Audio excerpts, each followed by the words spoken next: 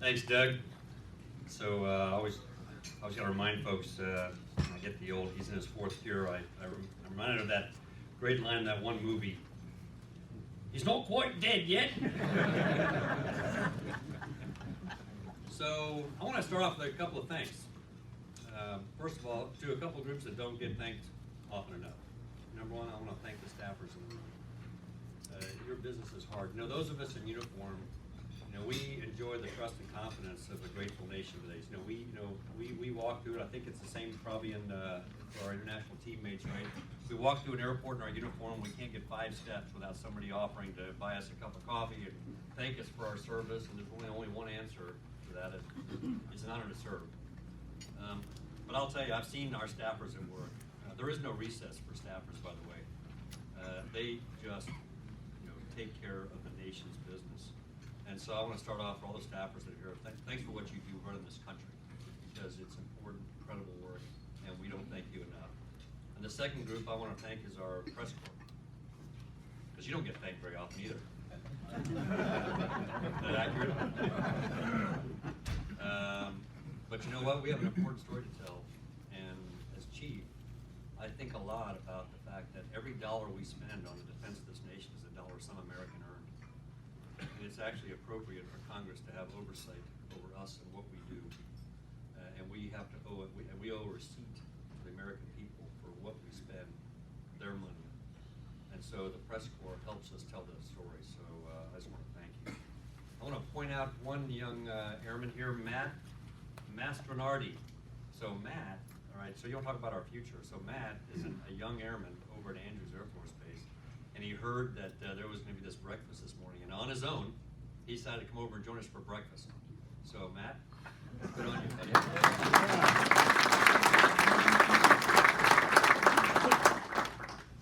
So this last week was a big week for us. It's our we do our Corona 4-star conference. We just got back from the Air Force Academy, crushing Army in the final moments to cap off like almost a perfect week, and had some great conversations. Probably one of the best parts of Corona was introducing our secretary to her new leadership team and to the cadets at the Academy. And so it was great to stand up on the staff tower at Mitchell Hall there and sort of give the cadets a sense of her background.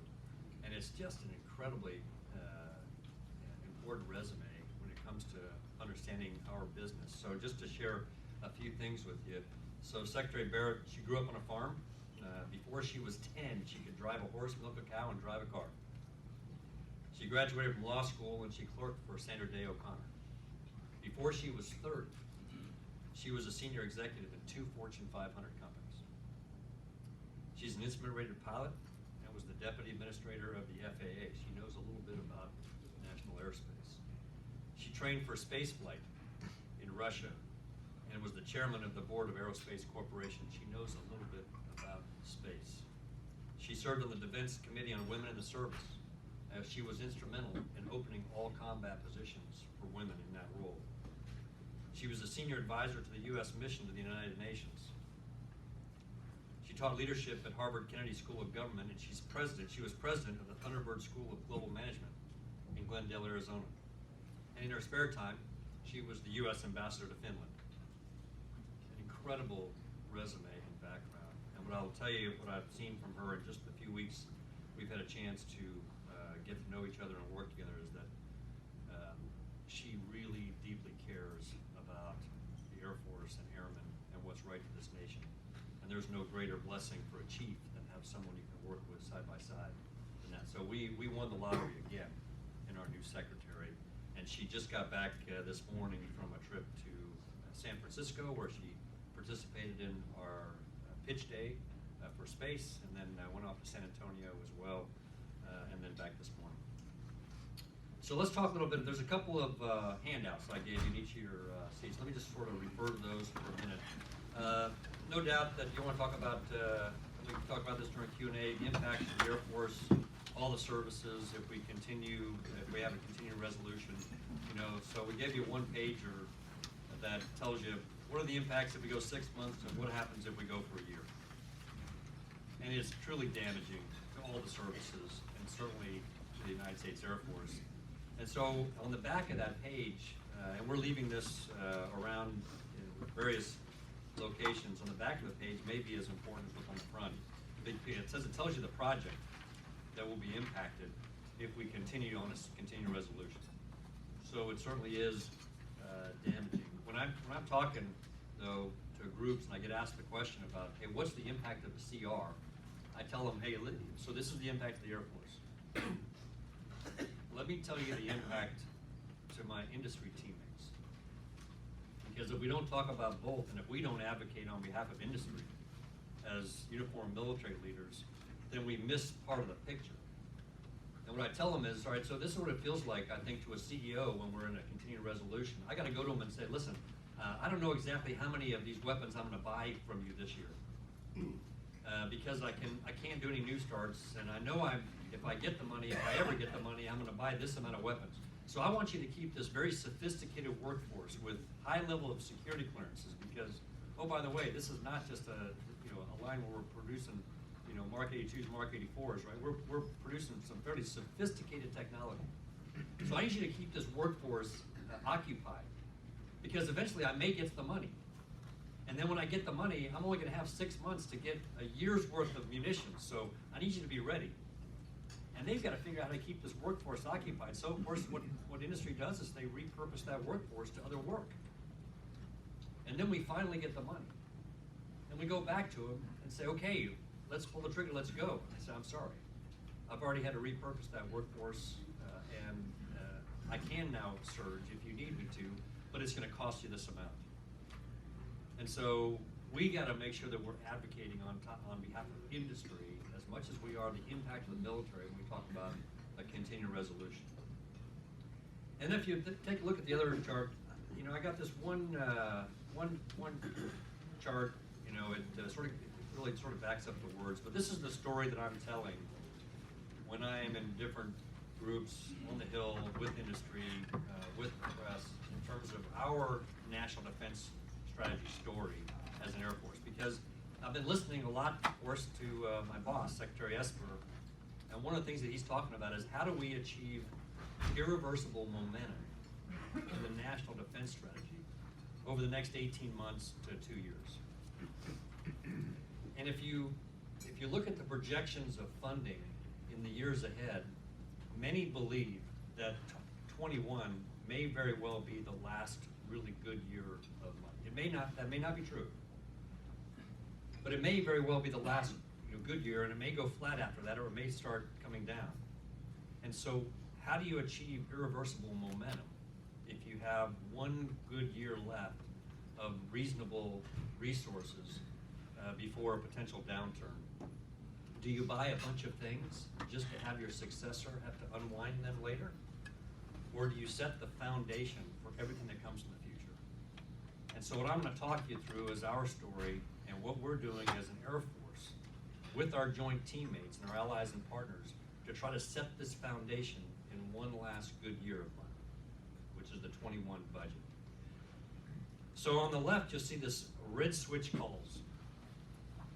This is the order the National Defense Strategy tells me, as the Chief of Staff of the Air Force, I need to answer combatant commander demand if, in fact, we go to war with a nuclear peer. And so I'm going to use Russia as an example today, but this could apply to any nuclear peer that we may get into a conflict with. The first call on my red switch phone, and by the way, all the lights are blinking. The first phone call I'm going to answer is actually General O'Shaughnessy. And he's going to tell me we are now in conflict with a nuclear peer, and so he's going to raise the airspace control levels to defend the nation, and to do that, he's going to ask for some number of fighters, some number of tankers, some number of command and control, and Air Force resources to achieve his operational plan for defending the homeland. And when I get done answering that call, the next guy that I'm going to be talking to is the STRATCOM commander. And so with Admiral Richards is going to tell me, we are now in conflict with a nuclear peer. I am generating the triad, because remember, today, we have no bombers that are generated. We have no bombers loaded with nuclear weapons.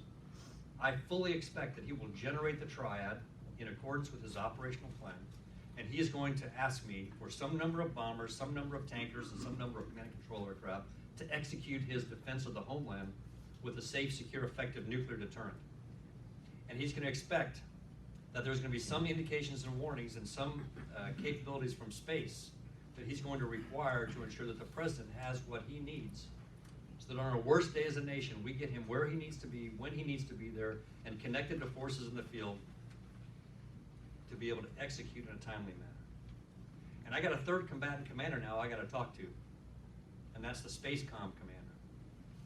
Because if you take a look at reorienting space architecture, it actually requires some of the farthest left decision timelines of anything because of the distances traveled, the decision authorities required to reorient space architecture towards a UCOM-focused problem. I've had 3 phone calls asking me for resources before I pick up the phone and talk to General Walters, the UCOM commander, the supported commander, who will demand and ask for some number of forces that he expects to be his halt force. Because by virtue of the fact that we fly into theater, he fully expects and has built into his plan that we arrive first because we can get there the fastest. And then we can establish a force that can halt enemy activity while follow-on forces are brought to bear. It's one of the reasons that the Air Force will never be a tiered readiness force. Because if you take a look at the number of force elements required in the opening days of his campaign, he needs a good portion of the Air Force, and we will never have the luxury of tiering that and having it not be ready. At the same time I'm talking to him, the next phone call I'm going to answer is going to be the SOCOM commander, General Clark, because I assume that there will be a special operations element of any campaign that we have, and he is going to require forces to be able to execute the special operations portion of that campaign. But the National Defense Strategy tells me that I've not only got to be able to win against Russia, I've got to be able to deter an opportunist. And so in this scenario, I'll just use KJU and U.S. Forces Korea. And I fully expect that there's going to be a red light blinking with General Abrams, who's going to ask me for forces on the peninsula to deter North Korea, who may want to take advantage of the fact that maybe we're anchored now, as they see it, and their calculus of whether they want to take us on. We got to make sure that we can effectively deter. And then I'm talking to General McKenzie, who will want to maintain campaign pressure against violent extremism. In the middle of the 4th phone call with General Walters, there are certain key force elements that I'm already out of. And so when you heard me and former Secretary Wilson, and as you hear us continue to talk about the Air Force we need and being too small for what the nation is asking us to do, that's what we're talking about. There is a capacity shortfall. When we laid out the answer to Congress's question, which is what do you need to be able to effectively execute the National Defense Strategy? And we told them and told everyone here, hey, we need 386 operational squadrons. That's based on all of our wargaming. That was not a gold-plated figure. I mean, think about it. When we kicked Iraq out of Kuwait, a non-nuclear middleweight power out of a neighboring country, we had 412 operational squadrons. And we're saying we need 386 to defeat a nuclear peer. This is not a gold-plated number. So we're not going to back off what we require capacity-wise to answer Congress's questions. However, we also have to keep looking at the threat, studying the threat, analyzing, wargaming, and looking at how we build an Air Force that can win in the 2030 to 2038 time frame. And so when you look at that middle column and you see our 4-year budget story, this is a story I hope will come across as a rather consistent message that we have been saying for the last 4 years. So what happened in 18 when we got the first year of good money? And again, to our staffers in the room, thank you. Because we have been in a downward spiral of readiness. And in 18 was the first year that, quite frankly, we just stopped the bleeding. That was all that we were able to do in 18 with the full, because we didn't get here overnight. It was 9 years of continuing resolutions. All of that impact I shared with you that went into industry. And in 18, all we were able to do was stop the bleeding. But 2 things came out in 18 that were significant. the Nuclear Posture Review, and the National Defense Strategy. So let me talk about the NPR for a minute. It should not be lost on us that Secretary Mattis came to us from Stanford. And working with Secretary Perry, George Shultz, others at Stanford, you can go back and read his initial statements. He was a dyad guy. I mean, he came in and thought, all right, we probably have more than we need, and we need to take that down a bit, and perhaps we don't need a triad. Through the process of the Nuclear Posture Review, he changed and got fully behind the triad. Because what he and every president and the Congress has for the last 70 years came to understand is that if you don't have a triad, you don't bring the attributes to a safe, secure nuclear deterrent that were built in when we built the triad. And we should never place our nation in a position where we don't have second strike capability that would feed into the calculus of an adversary. We never want an adversary to believe they could actually win. You need a triad to do that. And if you don't have a triad, you have to fundamentally change the operational plans of the STRATCOM command. So there's a reason that we have supported a triad for the last 70 years, and I hope for the next 70 years. Nuclear posture review was significant. The second thing that came out that year was the National Defense Strategy. And many of you have heard me, to say that, in signature Secretary Mattis, the last version I saw before he actually rolled it out was version 67. And we had folks inside the tent that were helping write the National Defense Strategy. So we were tweaking the 19 budget as we were writing the National Defense Strategy. But as you know, you always build a budget 2 years out. So the 19 budget was very well, almost not fully, but pretty well baked by the time the National Defense Strategy actually rolled out. So the first budget that was actually what I would call a full alignment budget is the 20 budget, which is going through final review right now. In 19, two battles where we took on, and I call these we chose what I call when I talked to Secretary Wilson, I said, these are going to be our face in the wood chipper moments, right? But we're going to take on two battles that we have got to take on, not just for the Air Force, but for the Department of Defense. And the first one was try to make this shift from a platform-centric approach to warfare to a network-centric approach. And we did that through the discussion about Joint STARS versus Advanced Battle Management.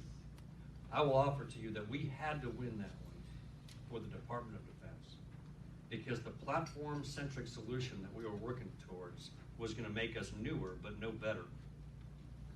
And in fact, when you look at what Joint STARS can do and what we were going to spend money on to replace it with, you get from 2 places on the globe to 2 places on the globe. And the adversary is building capability to hold it far enough away that it actually can't do its job until we beat down the defenses. And soldiers, sailors, airmen, and Marines who are on day 1 or left of day 1 inside contested airspace must have visibility on enemy movement. Not 30 days later when we can beat down the defenses and get in, but left of bang. And the only way we can do that is through network. We cannot do that through platform solutions. So we had to win that one. And the second battle we took on and won was our first shift from defenseless space to defendable space. When we canceled SBIR 7 and 8, and we went forward with next generation of OPIR, infrared sensing. Those were 2 signature wins for the Department of Defense that we took on. In 20, we completed the only reorganizations I was going to take on as chief. And I'm not a reorg guy. I joke sometimes and say, I'm not sure when it is in a general officer's career. I think it's during basic training, right, at the academy or out there in ROTC. I joke and say, somebody sneaks in and injects us with something, right, while we're sleeping, and then it just sort of gets compartmented away until someday you become a general officer and it pops and it says, okay, now's your chance. Monkey with the org chart. So how many of us in this room have been through organizational changes that, quite frankly, were moving around at the deck chairs just to resettle back to doing business the exact same way you did. With great disruption to the institution and of little value at the end.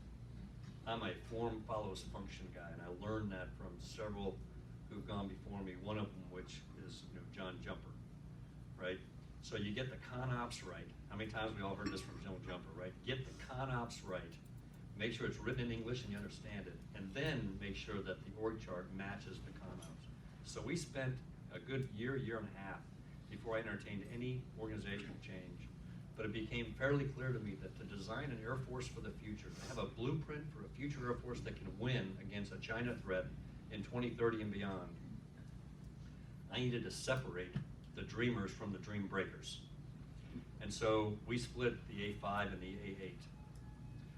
And under A5, we built AFWIC, Warfighting Integration, and put some brilliant folks in there between Tim Fay, Fanman Fantini, and Q Hynode, some of the smartest general officers that we have in the Air Force, and gave them an open slate and said, what does a design of a future Air Force look like? War game this out, have the analytical rigor and the data behind this, so that when we come forward to industry and the media and the Hill, we've got the analytical rigor to back up our assumptions and our plans for the future going forward. And we stood up the 826, and we stood up 16th Air Force. Information operations, information warfare, which is a combination of ISR, cyber, electronic warfare, and information operations, have been stovepiped, not just within the Air Force, but within all the services. And we need to remove those barriers and push them together into an organization that focused on information warfare, given that future war is about cognition, not attrition. And so we picked, again, some of our most brilliant leaders. So Mary O'Brien, coming out of being the J2 for Cybercomm, is now about to take over as our A26. And Tim Hawk, if you know a little bit about Tim, he's probably one of our smartest cyber operators in the nation. Very effective running a national task force. Nobody understands the business of cyber operations better than this guy. He did almost a touch and go at 2-star because he's that good. And he just took over as Lieutenant General for 16th Air Force, and he now has all these disciplines together. Part of the 826 was to also align our phone books with the Navy in their N26, because it's the Air Force and the Navy that operates and protects daily the global commons, aerospace, cyber, maritime domain.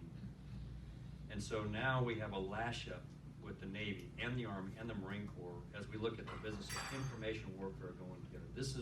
These are reorganizations we just now completed this year. We also, this past year, held our version of Night Court, a zero-based review.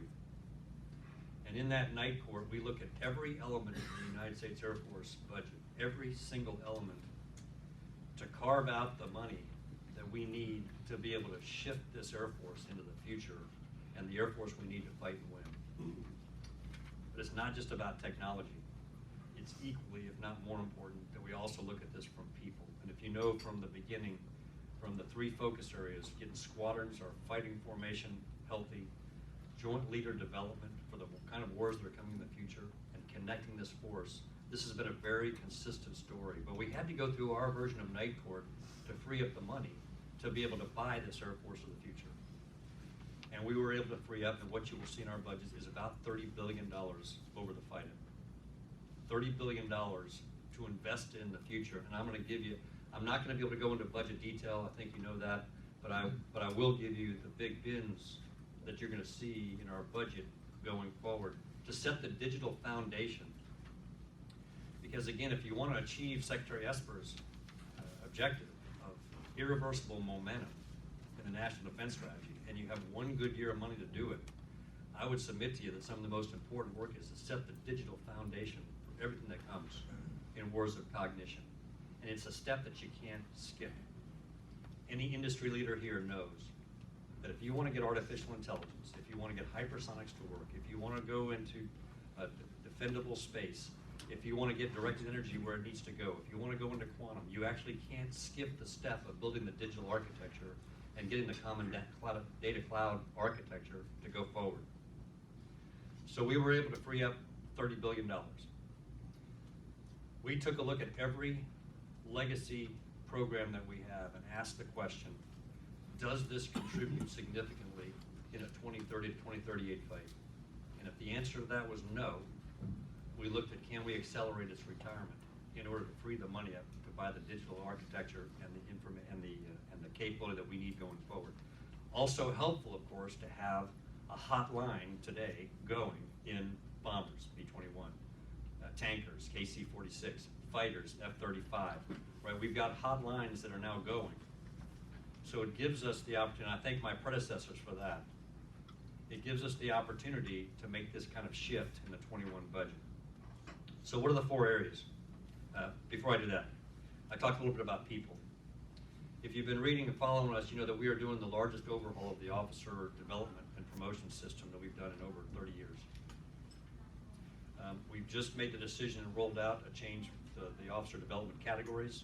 And what's behind this is asking the question, not only what technology do we need as an Air Force going forward, but what is the officer and NCO core leadership that you need to be able to fight and win in this kind of an environment? And does our current development and promotion path provide that?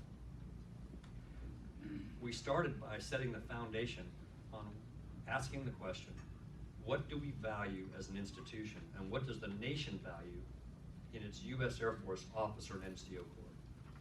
And I will tell you, it's 5 things. Number 1, how well do you accomplish the mission that you have been given? Number 2, how well do you lead the airmen that have been entrusted to your care? Number 3, how well do you manage the resources required to accomplish your mission? And number 4, how well during the rating period have you individually improved your unit? Those are the 4 foundational traits that we require and value of the United States Air Force officer and NCO. I said 5 because this is all wrapped in and inside being men and women of impeccable character. I mean, we are the service that is responsible for the most destructive weaponry on the planet. It's okay for the nation to expect us to be men and women of much higher caliber when it comes to our character. And what I tell young leaders, as you get ready for, now as one who's led by officers, but one that hopefully will become an officer, Matt, you tell me if I got this right. Our airmen are wicked smart, and they will see right through, you will see right through a say-do gap if I'm saying one thing and doing another, right? And you expect that we as officers represent this institution, this uniform, and these stars that we're privileged to wear in a way that makes you proud, yes, and your family proud. Yes. And so we can never forget that impeccable character is an absolute standard. The top 4 that I just mentioned you, they actually don't matter if you don't meet the first one. Everything we do in this overhaul of officer development and promotion has got to track back to those 5. And so you will see us working through technology and people as we build this Air Force that we need. So what are the 4 bins, and then we'll open up for questions. Number 1, we got to connect the joint force. In every war game that we have played, and by the way, without being able to get into this is a skip, right? All right, so without getting into classified, let me just tell you this. We were successful in one of the first times through our wargaming and trying different kind of force elements, inside forces, outside forces, hybrid, looking at that. We were actually successful in one of the most challenging scenarios that we could put on the table. We actually got to a point, and we were doing this, by the way, at NASIC headquarters with some of the best red teamers on the planet who understood the threat and where the threat is going. And as we projected this out, the 2030, 2038 time frame, for one of the first times we've seen in a while, we won. It's pretty significant as we go forward. When you take a look at, so what do you need to win? Well, the first thing you got to do is you got to connect the joint force. we truly have to operate as a team. And those of you who have been following, the discussion from the beginning on connecting the joint force through command and control, connecting sensors and shooters, taking humans from in the loop to on the loop, and operating at machine speed so you can close thousands of kill chains in hundreds of hours. I'm not going to repeat it all here, but of the work that we are doing, this is some of the most important work ahead. And while connecting an F-22 and an F-35, and an X-37 is interesting, let me tell you what's more important to me. Connecting an F-35, a B-52, an Aegis cruiser, a special MAGTF, a brigade combat team, and new satellites. And for industry leaders, I would just share with you, I went out to a particular location and I was looking at an offering in the air domain, and I said, hey, so I was looking at the team, I said, hey, so you're also the same company that builds space capability, so I'm assuming that this you're showing me here also already connects to that, right? And what I got was, no, it's a different part of the company. If you hear one thing from me, I need you to understand this loud and clear. I'm walking away from that offering because I can't afford to buy capability that doesn't connect, doesn't share, doesn't learn. Those are the days in the past. If it doesn't connect through all domains, if it doesn't share information, not only with our joint teammates, but equally important with our allies and partners, and if we haven't built artificial intelligence at the tactical edge, so it's learning and I can take humans off the loop and place them on the loop, then it's no longer of interest to me as chief. And so we have got to move forward with a new model for how we think about building, designing, procuring weapon system of the future, because standalone systems are no longer of interest as we go forward. And age is no longer as much of an interest because we're going to be flying 75-year-old B-52s, God bless them, right? About the same time, I'm going to be flying, a couple-year-old F-35 and a couple-year-old X-37 or RQ-170, right? And I don't know what goes in the bay of that B-52 sitting here. Here's the only thing I know absolutely without hesitation. It's in Matt's mind and airmen like him. But it's not going to be effective if we don't build the digital architecture to connect. And if we try to do it after the fact, and we try to cobble together gateways like we've done in the past, I will tell you, we will be too slow for the force we need to win in the future. So connecting the joint force, you're going to see us putting $9 billion over the FIDA into building the digital architecture and the common cloud architecture that we need to be able to not only connect the Air Force, but to connect the joint force. Here's what we learned in every war game when it comes to space. He or she who moves first is not guaranteed to win. Winning on the battlefield is not a birthright. But in every war game, he or she who moves second is guaranteed to lose. And so we have got to be the first mover in space. And so you're going to see over the FIDA $9 billion moving towards defensive and offensive space capability. One of our challenges that we're going to have as we explain this, and this is both media and on the Hill for our staffers, is that so much of what we're doing is classified in space. And I'm one to believe, and I think General Hyten and General Raymond would share this, that we tend to overclassify, quite honestly, things that we're doing in space. But one of our challenges we tell the story is, we know what doesn't sell, which is, hey, just trust me, right? This is really good stuff. So we're on the Hill yesterday. We're briefing members up to a SAP level. We had Senator Perdue in yesterday. We had Senator McSally in yesterday. We had John Bonzel and Liz King yesterday. And so we are going to be up in the ante on getting into classified space and talking to members and staffers to make sure that there's a clear understanding. Because if you don't see the pluses, all you focus on are the minuses. And much of the mitigation and the reason for taking some of the legacy down is that we've mitigated a lot of that by building up in the classified arena. And should be no surprise to anybody here that the Air Force would have the most investment in the classified world going forward. And these are the game-changing technologies we need. Generating combat power has been number 3. And this is a force that's got to generate combat power from both inside and outside. And I look at it from the 5 Ps of air superiority in the future, right? You gotta be able to penetrate. Once you penetrate, you gotta be able to persist. Once you persist, you've got to be able to protect those who are inside, not only yourself, but others that are there, both in all domains. Then you've got to be able to proliferate. What's one becomes many. And then you've got to be able to punish by holding targets at risk, because no country on the planet can put a block of wood over themselves. The best they can do is put a block of Swiss cheese over themselves. Our job is to know where the holes are and to get in. And I would tell you that we know where the holes are and we know how to get in. And so we've got to have an inside force and an outside force that is not as dependent on bases that will come under attack.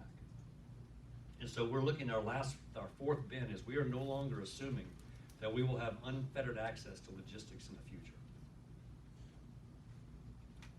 We have had the luxury for the past 18 years of moving in personnel and supplies at the time and place of our choosing in a rather uncontested way, and we do not believe that's a good assumption in the future. So we got to think about the flow of forces, the flow of equipment in new ways. And when you hear me talking about our return to our expeditionary roots as an Air Force, that's what we're talking about. And you're going to see about $3 billion initially spent on what we call logistics under attack and preserving our ability to move to win. So that's what you're going to see. We've been moving this ship about 10 degrees per year since the first year of good money in 18. We believe that 21 is potentially the last good year, and our focus is on setting the foundation for the Air Force that we know we need, both technology and people, to win when the nation calls upon us to do it. I'll finish with this. I look at my job as chief. So I'm the 21st chief. And if we go to war this year, I'm actually fairly confident I can look each in the eye without blinking, without hesitation, and tell you, if we go to war this year, we'll win. I've studied the threat, I know what they got. I'm 100% confident today we will win. And we will win because we have the force, what I call the Ryan jumper force, because such is the lead time of decision making for building an Air Force. My job as chief is to make sure that Chief 24, who will go to war in 2030, can stand at this podium with this crowd and with the same confidence say, if we go to war now, I've studied the threat and I know what it takes, and we will win. Because Chief 24 will go to war with the Goldfein force. My job is to make sure that he or she is equally confident as the luxury I have standing here today as Chief 21. So with that, let's open it up for questions. Thank you very much.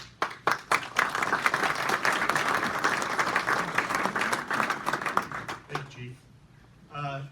Mics will be passed around. The standard rules, please ask a question, and when you introduce yourself, please say where you're from, and we'll go from there. And finally, Airman Matt, think about a question, because this is your opportunity to ask the chief. I promise I won't ask you first, okay? Fair enough? Thank you. So let's let the mics flow around. I'll start off with the first question. Really, Chief, we've gone from multi-domain command and control to the term multi-domain operations, and now we're at the point of really clearly honing in on the joint all-domain command and control. Can you kind of elaborate on how that roadmap of thinking got you to this point? Yeah, so one is a subset of the other, right? So multi-domain operations is the operational concept that we're all working through. And you know that we have been working from Air Combat Command and TRADOC with the Army, working with the Navy. So we are all, quite frankly, I'm trying to push a little bit right now to say, let's get our terminology aligned. Because quite frankly, when you dig into it, we're all actually shooting the same target, we're moving in the same direction, but it's a little confusing that we're calling it different things. And I know from our press teammates, I joke that I'm told that there's a bingo card that scores, how many times we say connect, share, learn, terminology. And now we're about to throw that whole bingo card off, right, if we change the terms again. But in my mind, whether we call it joint all-domain command and control or multi-domain command and control, quite frankly, it's command and control. It is about how to connect every sensor to every shooter. So just to give you an example of where we're driving here. So every 4 months, to get to this point where we could put on the table this amount of money to shift, one of the things that, you got to do two things as a chief, right? Number one, it can't be a PowerPoint slide with lightning bolts, right? Because how many of us have seen that, right? And normally every lightning bolt is a miracle chart, right? Sometime in the future, a miracle will occur and all the planets will line up and I will just have a magic, connectivity. Well, you know what? There ain't no miracles out there. You got to do the hard work to get it there. Everything that we are putting forward is real. We're not talking about cloud architecture. We have built a cloud. We are on contract with a cloud. We're not talking about common data architecture. We have built common data architecture.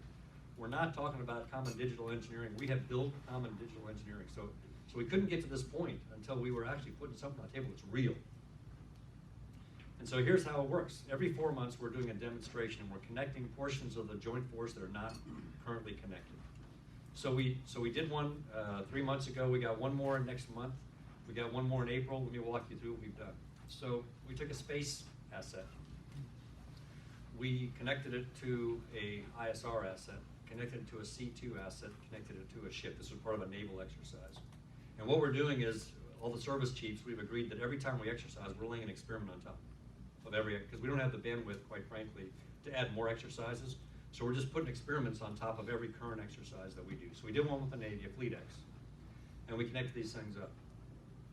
Common data, common architecture, algorithms built, and we were able to have a space asset identify an enemy vessel, pass that to a ISR asset that placed its sensors and was able to get to a high enough confidence level in what we were looking at for ID and target quality coordinates, passed to a C2 asset that had all the algorithms built for everything that was in the toolbox, from non-kinetic to kinetic, to achieve commander's intent, selected a naval vessel to take action, and the first human in that kill chain was the Aegis cruiser. Everything else was machine to machine, and at machine to machine speeds. And the first human that was on them was the decider for fighters. We got to get to a point where we're closing kill chains like that in the thousands, in hundreds of hours. That's what it's going to require to win. And that's why I say you can't skip that step, right? You can't skip the digital engineering step and the cloud architecture step and getting the data so that you can have ultimate access to it. So one of the things that we've done, and if you know Preston Dunlap, who's our architect, and Will Roper, one of the things we've done is we've got about 12, we call them pioneers, that we've hired. They're on our books. And these are folks who have actually built what I'm talking about in industry. One of the folks on our books actually built the Uber app.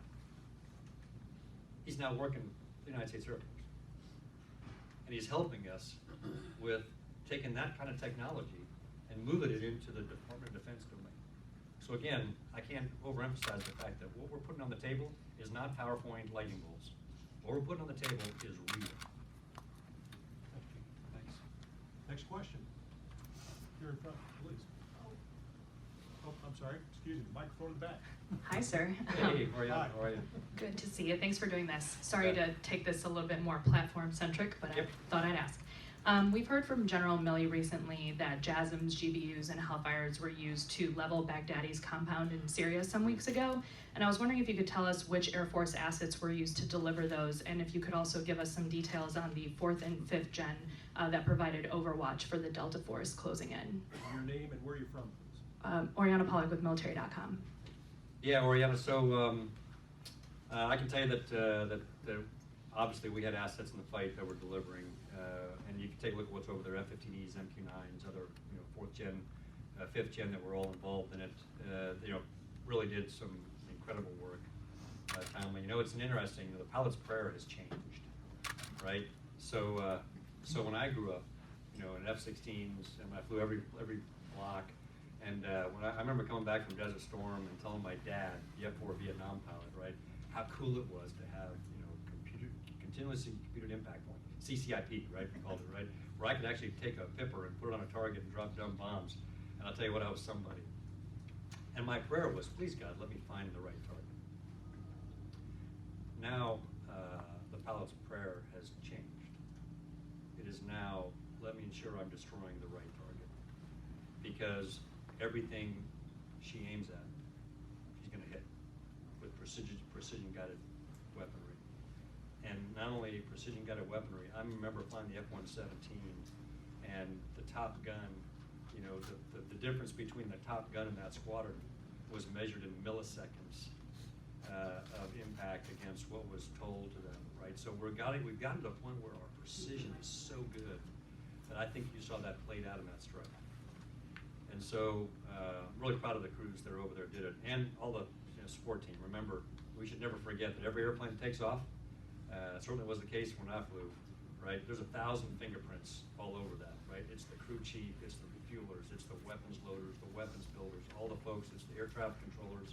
I mean, it's those folks that are there, the JTACs, right? It's the combat controllers like Lieutenant Colonel Cruder here, who's, it's all the folks that come together as a team that make an operation like that happen in a rather small period of time and a window of opportunity that was given to us. Very good. Microphone to the right. In the back. There you go. Either one, please. Hey, Steve. Steve Lose, Air Force Times. General, last week, AFRICOM announced that Airbase 201 in Niger became operational. At a time when the military is shifting to a focus on great power competition, and there are questions over whether and how much the United States should be involved in countering violent extremism, why is Airbase 201 important for the military, and what kind of capabilities will it allow the Air Force to provide that it could not previously? Yeah, thanks, Steve. Well, I think it goes back to, let's remind ourselves of the 5 mission sets that were given in the National Defense Strategy, right? We start with defend the homeland, right? Safe, secure, effective nuclear deterrent, defeat a peer threat, a nuclear peer threat, deter an opportunist, and number 5, which is what you're talking about, which is maintain campaign pressure against violent extremism. So the National Defense Strategy doesn't give us complete relief on number 5, and so that's, to me, the answer to your question, which is to maintain campaign pressure, we want to fight them forward so that we're not fighting them here. And so you're going to see us continue to focus on keeping our boot on the throat of violent extremism as we go forward, and the operation in Niger is a key part of that going forward. The natural tension now, of course, as we go through the 21 drill, will be, how much does the department invest in relative to the top end of the priorities in the National Defense Strategy, and how much do we invest in the bottom end? I think it'll be a balance that we'll have to talk through, and it's quite frankly the important discussion to have. We're walking right now every combatant commander through our classified pump. And so I just sat down with General McKenzie, let's say yesterday. We walked him through, hey, here's what we're doing in the black that directly supports your particular campaign.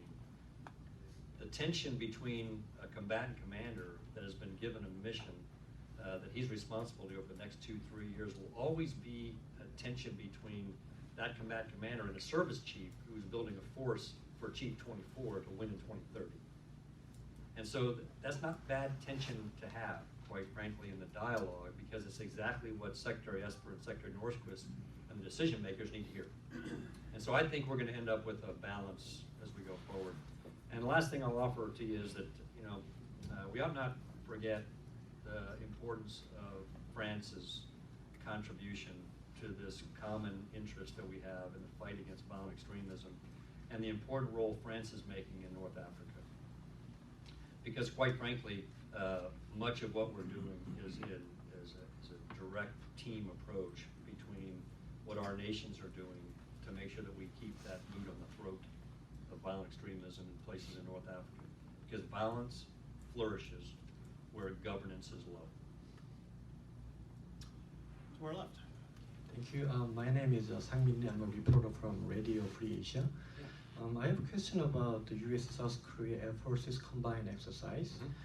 It is reported U.S. and South Korea will hold a combined flying training event to replace Vigilant Ace next month. So, but last year, Vigilant Ace was cancelled to support diplomatic effort with North Korea.